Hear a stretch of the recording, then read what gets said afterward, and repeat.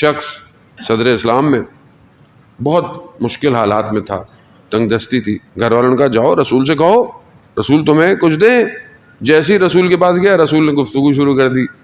خدا پر توکل کرنا چاہیے، کسی کے آگے ہاتھ نہیں پھیلانے چاہیے.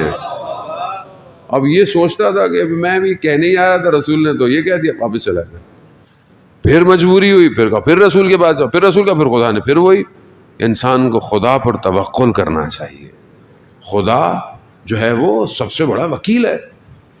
2-3 دفعہ اس نے کوشش کی، دیکھا رسول خدا وہی گفتگو. رسول سے زیادہ دلوں کے حال کون جانتا تھا، جانے محترم. وہی ہوا، 2-3 دفعہ اس نے وہی کیا. البتہ بہرحال رسول کے پاس بھی جاتا تو رسول نے بھی وسیلہ ہی بننا تھا اس کے لیے. لیکن رسول خدا اللہ کے انبیاء تربیت کرنے کے لیے ہیں. اس نے وہی کیا، توکل کیا، تھوڑا موٹا کام کیا، اور آہستہ آہستہ آہستہ اللہ نے اس کے کام میں برکت دی. اور پھر رسول خدا کی خدمت میں آ کر اس نے بیان بھی کیا. جو اس پر امید لگاتا ہے دنیا اسے نا امید نہیں کر سکتی، لیکن جو اس پر امید نہ لگائے، خود حدیث ہے، حدیث قدسی ہے، بنی آدم اگر تم نے وہ کیا کہ جو میری چاہت ہے تو میں ہر وہ چیز تمہاری دوں گا جو تمہاری چاہت ہے. لیکن اگر تم نے وہ نہیں کیا جو میری چاہت ہے، تم دنیا پہ مارے مارے پھرو گے اور تمہیں وہ نہیں ملے گا جو تمہاری چاہت ہے. لیکن ہم اپنی چاہتوں کو بیچ دیتے ہیں، تھوڑی سی لذت کے لیے، تھوڑی سی رضایت کے لیے، تھوڑی سی ناراضگی کے لیے بندگی توڑ دیتا ہے انسان. جبکہ آپ دیکھیں صدر اسلام میں ایک جگہ بارش نہیں ہو رہی تھی، 3 دن مسلسل نماز پڑھی گئی. بارش کے لیے استغاثہ پڑھا جاتا ہے، بیابان میں جا کے نماز پڑھیں، پھر دعا کریں، اور پھر بارش ہوتی ہے، باقاعدہ روزہ رکھے آدمی. تیسرے دن جب بارش نماز پڑھنے گئے تو ایک بچہ ساتھ تھا، اس میں وہ چھتری لے کے گیا، اور پھر زبردست بارش ہوئی. تو جو اولیاء خدا تھے، ولی تھے، ان سے پوچھا گیا کہ پروردگار نے کہا، پروردگار نے اس ایک بچے کی امید کو پورا کیا ہے. یہ بچہ اس ایمان سے گیا تھا کہ ہو ہی نہیں سکتا کہ 3 دن نمازیں پڑھی ہوں اور خدا خالی چھوڑے، بارش آئے گی میں چھتری لے کے جا رہا ہوں. جانا تو ہم اس امید سے ہیں، ہم اس رحمت کو اپنی زندگی میں کھولتے ہیں. ہم خدا کی بارگاہ میں دعا مانگتے ہیں کہ ہمیں رحمت ہوتی. خدا ہم سمجھتے ہیں کہ کچھ نہیں ہونے والا، ہمیں یقین ہی نہیں ہوتا کہ کچھ ہوگا بھی کہ نہیں ہوگا، اور اسی وجہ سے ہم اس کی بارگاہ میں دعا بھی نہیں مانگتے. اس ذرا مطلب ہم دعا، وقت بہرحال محدود ہے، خدا توفیق دے، آلریڈی ہم کافی تاخیر ہو گئی ہے. دعاؤں کے جملوں کو دیکھیں آپ صحیفہ سجادیہ کے، وسما دعائی اذا ندیتک، کہ پروردگار تو سنتا ہے جب میں تجھ سے دعا مانگتا ہوں.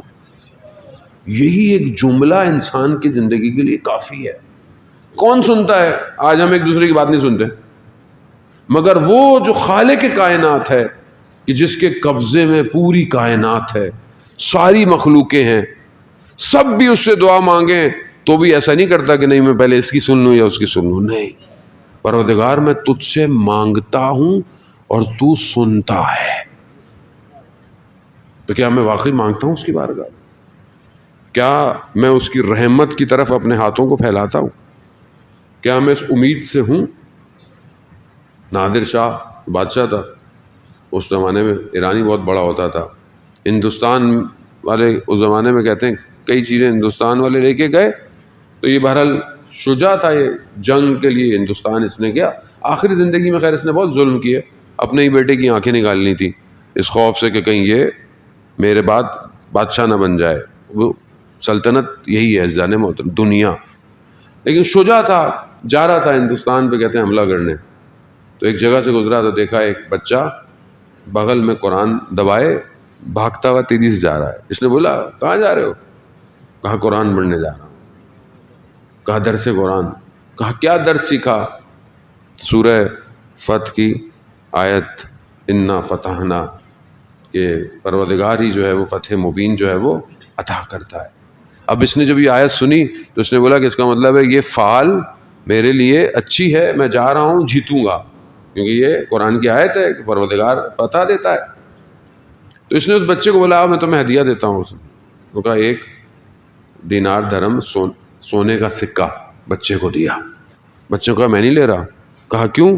کہا میں گھر جاؤں گا میری ماں بولے گی کہیں سے چوری کر کے آیا. کہا نہیں اپنی والدہ کو بولنا کہ نادر نے دیا ہے. کہا نہیں میری ماں یقین ہی نہیں کرے گی. کہا کیوں؟ کہا میری ماں بولے گی اگر نادر تمہیں دیتا تو 1 نہیں دیتا پورا کیسا بھر کے دیتا. یعنی اتنا وہ بادشاہ ہے, بادشاہ سکہ تھوڑی دے گا. تو اس نے کہا میں خوش ہوا. اس نے ادھر آؤ اپنی جھولی پھیلاؤ جتنے سکے بھر سکتے ہو لے کے چلے جاؤ. بچے کو بادشاہ پہ امید ہے.